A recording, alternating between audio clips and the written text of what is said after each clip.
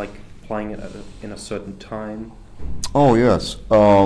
What we know from research, and this is fairly recent research, we know that there are certain factors that make remote viewing more conducive to success than failure.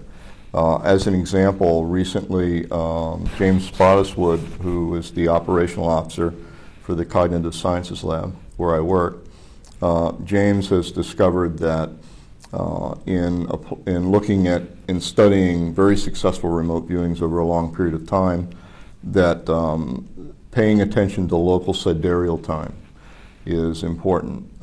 We all operate from a solar clock at 0 to 2400 hours.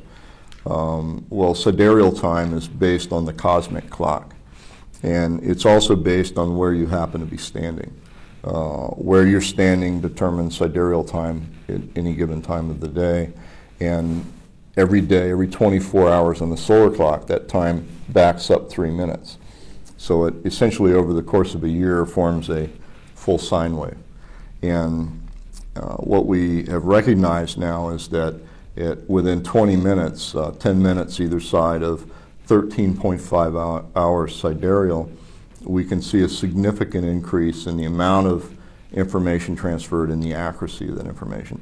And it's very significant. It's 6 to 7-fold increase in accuracy.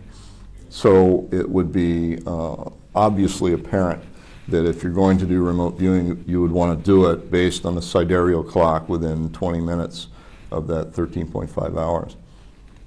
We also have recognized that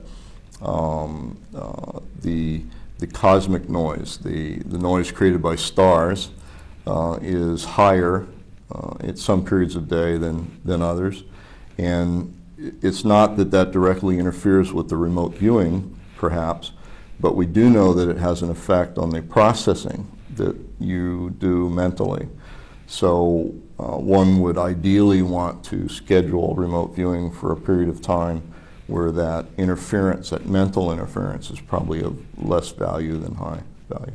You can contact almost any observatory, and they can tell you the precise sidereal time for your location, or you can go to a website for the Naval Observatory in Washington, D.C., and they actually will give you the sidereal time for your particular location based on coordinates, longitude, latitude coordinates.